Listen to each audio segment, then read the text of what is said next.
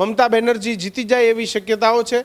અને નંદીગ્રામ બેઠકથી જો વાત કરવામાં આવે તો 13,000 વોટથી નંદીગ્રામ બેઠક પરથી શુભેન્દુ અધિકારી આગળ નીકળી ચૂક્યા છે।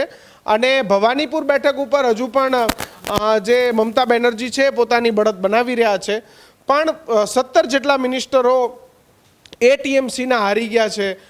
ઘણા બધા ટીએમસીના મોટા ચહેરાઓ હારી ગયા છે। જોકે પશ્ચિમ બંગાળની અંદર સ્મૃતિ ઈરાનીએ કીધું છે કે બંગાળે તુષ્ટિકરણને અને જે લોકોને જ્યાં ભડકાવવાની બાબત હતી એને લોકોએ આવકાર્યા નથી। રાહુલ ગાંધી ઉપર પણ તેઓ વરસા છે। જોકે ગૌરવ ગોગાઈની વાત કરવામાં આવે તો તેઓ હાર તરફ આગળ વધી રહ્યા છે। ગૌરવ ગોગાઈ 20,000 વોટથી પાછળ ચાલી રહ્યા છે। ખુદ ગૌરવ ગોગાઈ 20,000 વોટથી પાછળ ચાલી રહ્યા છે અને ત્યાં 2 રાઉન્ડની ગણતરી બાકી છે। ભવાનીપુરથી મમતા બેનર્જી 23,000 વોટથી આગળ ચાલી રહ્યા છે। ખૂબ મોટા સમાચાર। ભવાનીપુર બેઠકથી મમતા બેનર્જી એ ખુદ 23,000 વોટથી આગળ ચાલી રહ્યા છે, એટલે મમતા બેનર્જીની જીત અહીં કદાચ નિશ્ચિત છે।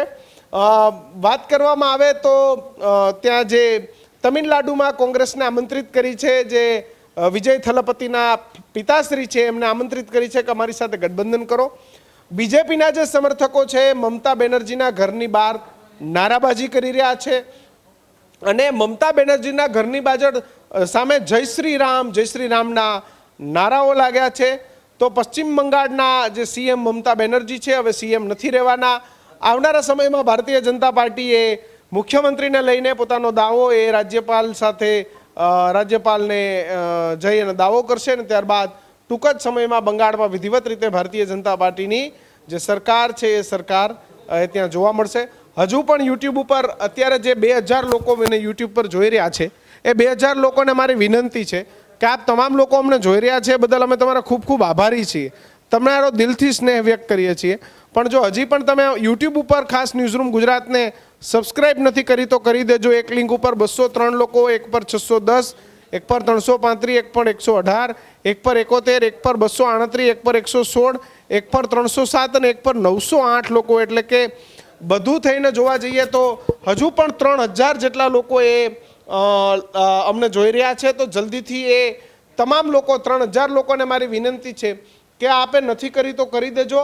તમારા મોબાઈલમાંથી કરી દીધી છે તો ઘરના અન્ય મોબાઈલમાંથી ન્યૂઝરૂમને સબસ્ક્રાઇબ કરી દેજો। મમતા દીદીને 100 કરતાં પણ ઓછી બેઠકો મળે તેવી હાલ જે શક્યતા છે એ દેખાઈ રહી છે। ભાજપને 118 બેઠકો પર ફાયદો થઈ રહ્યો છે।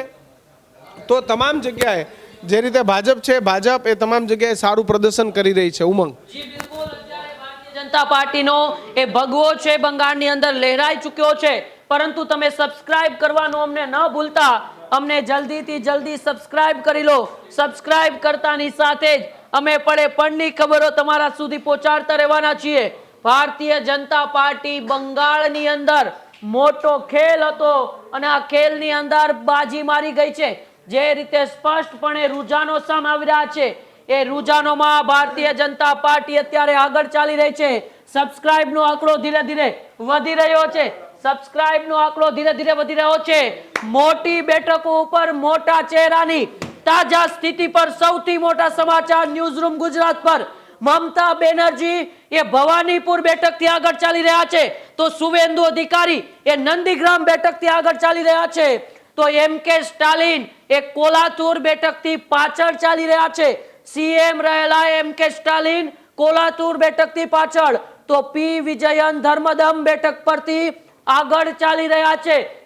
તો રૂપા ગાંગુલી સોનારપુર દક્ષિણ બેઠકથી આગળ, તો થલાપતિ વિજય જેવો સરકાર બનાવવા માટે અગ્રેસર છે તેઓ પેલામ્બુર બેઠકથી આગળ, અગ્નિમિત્રા પોલ આસનસોલ દક્ષિણ બેઠકથી આગળ, હુમાયુ કબીર જેમના નામે એ બંગાળની અંદર ખૂબ મોટા ખેલ રમાયા છે એ હુમાયુ કબીર પણ હાલ રેજીનગર બેઠકથી આગળ છે।